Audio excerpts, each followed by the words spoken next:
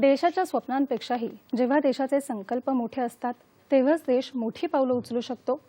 जेव्हा संकल्पपूर्ती करण्यासाठी अहोरात्र प्रामाणिकपणे प्रयत्न केले जातात तेव्हाच ते संकल्प वास्तवात उतरतात, असं प्रतिपादन पंतप्रधान नरेंद्र मोदी यांनी केलं आहे। मन की बात या कार्यक्रमातून पंतप्रधान नरेंद्र मोदी यांनी आज सकाळी 11 वाजता जनतेशी संवाद साधला। त्यावेळी सुरुवातीलाच पंतप्रधानांनी भारताने निर्यातीमध्ये केलेला नवा विक्रम आणि त्यातून देशाच्या उत्पादनांची वाढती लोकप्रियता आणि पुरवठा साखळीचं सामर्थ्य अधोरेखित केलं। कभी 100 बिलियन, कभी 150 बिलियन, कभी 200 बिलियन तक हुआ करता था। अब आज भारत 400 बिलियन डॉलर पर पहुंच गया है। इसका एक मतलब ये कि दुनिया भर में भारत में बनी चीजों की डिमांड बढ़ रही है। दूसरा मतलब ये कि भारत की सप्लाई चेन दिनों दिन और मजबूत हो रही है और इसका एक बहुत बड़ा संदेश भी है। देश विराट कदम तब उठाता है जब सपनों से बड़े संकल्प होते हैं, जब संकल्पों के लिए दिन रात ईमानदारी से प्रयास होता है तो वो संकल्प सिद्ध भी होते हैं। नियमित मागणी असलेल्या उत्पादनांबरोबरच अनेक नाविन्यपूर्ण उत्पादनांना सुद्धा परदेशात उत्तम प्रतिसाद मिळत आहे। मेक इन इंडिया सोबत भारताचं सामर्थ्य सातत्याने वाढत आहे। आपले शेतकरी, आपले कारागीर, आपले विणकर, आपले अभियंते, आपले लघु उद्योजक, आपलं एमएसएमई म्हणजेच सूक्ष्म लघु मध्यम उद्योग क्षेत्र, वेगवेगळ्या क्षेत्रातले अनेक लोक हे सगळे यामागची खरी ताकद आहेत। यांच्या मेहनतीमुळेच 400 अब्ज डॉलर्सच्या निर्यातीचं लक्ष्य गाठू शकलो आहोत, असं पंतप्रधानांनी सांगितलं। लेदर प्रोडक्ट हो या उस्मानाबाद के हैंडलूम प्रोडक्ट, बीजापुर की फल सब्जियां हो और चंदौली का ब्लैक राइस, सबका एक्सपोर्ट बढ़ रहा है। साथियों, यह लिस्ट बहुत लंबी है और जितनी लंबी ये लिस्ट है उतनी ही बड़ी मेक इन इंडिया की ताकत है, उतना ही विराट भारत का सामर्थ्य है। और सामर्थ्य का आधार है हमारे किसान, हमारे कारीगर, हमारे बुनकर, हमारे इंजीनियर, हमारे लघु उद्यमी, हमारा एमएसएमई सेक्टर, ढेर सारे अलग अलग प्रोफेशन के लोग, ये सब इसकी सच्ची ताकत है। इनकी मेहनत से ही 400 बिलियन डॉलर के एक्सपोर्ट का लक्ष्य प्राप्त हो सका है। और मुझे खुशी है कि भारत के लोगों का इस सामर्थ्य अब दुनिया के कोने कोने में नए बाजारों में पहुंच रहा है।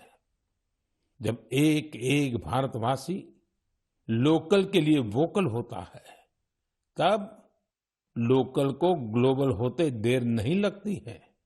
आइए लोकल को ग्लोबल बनाएं और हमारे उत्पादों की प्रतिष्ठा को और बढ़ाएं।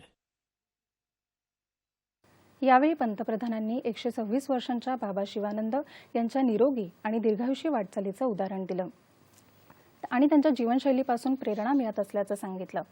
त्याचबरोबर देशातल्या पारंपरिक उपचार पद्धती, आयुर्वेद आणि आयुष उत्पादनांच्या वाढत्या लोकप्रियतेकडे लक्ष वेधलं।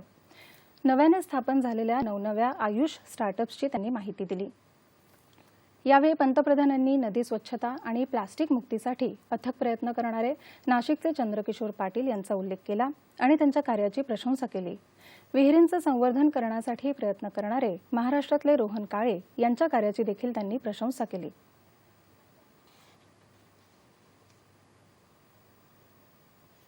मन की बात में हम हमेशा स्वच्छता के आग्रहियों के प्रयासों को जरूर बताते हैं।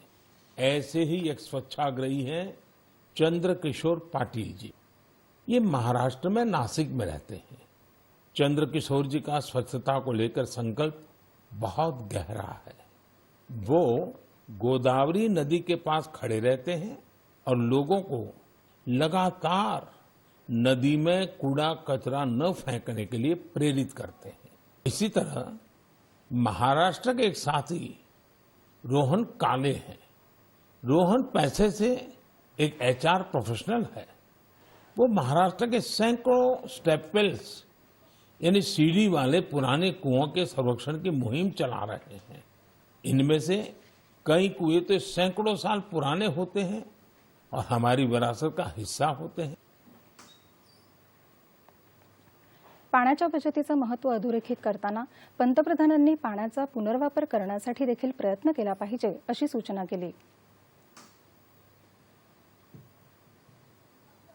जल स्रोतों की सुरक्षा सदियों से समाज के स्वभाव का हिस्सा रहा है।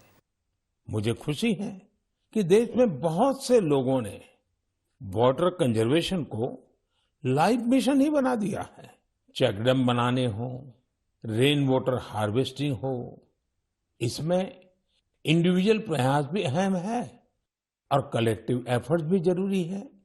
जैसे आजादी के अमृत महोत्सव में हमारे देश के हर जिले में कम से कम 75 अमृत सरोवर बनाए जा सकते हैं। कुछ पुराने सरोवरों को सुधारा जा सकता है, कुछ नए सरोवर बनाए जा सकते हैं। मुझे विश्वास है आप इस दिशा में कुछ न कुछ प्रयास जरूर करेंगे।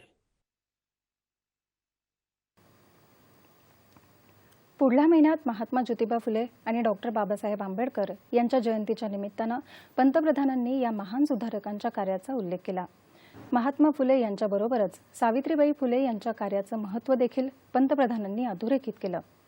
आपल्याला बाबासाहेब आंबेडकर यांच्या कार्यामध्येही महात्मा फुले यांचा प्रभाव स्पष्टपणे दिसून येतो असं ते म्हणाले। महात्मा फुले, सावित्रीबाई फुले आणि बाबासाहेब आंबेडकर यांच्याशी संबंधित असलेल्या सर्व स्थानांचं दर्शन जरूर करावं।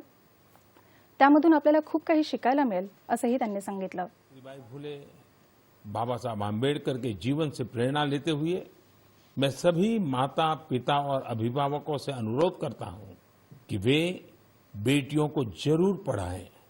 बेटियों का स्कूल में दाखिला बढ़ाने के लिए कुछ दिन पहले ही कन्या शिक्षा प्रवेश उत्सव भी शुरू किया गया है। जिन बेटियों की पढ़ाई किसी वजह से छूट गई है, उन्हें दोबारा स्कूल लाने पर फोकस किया जा रहा है।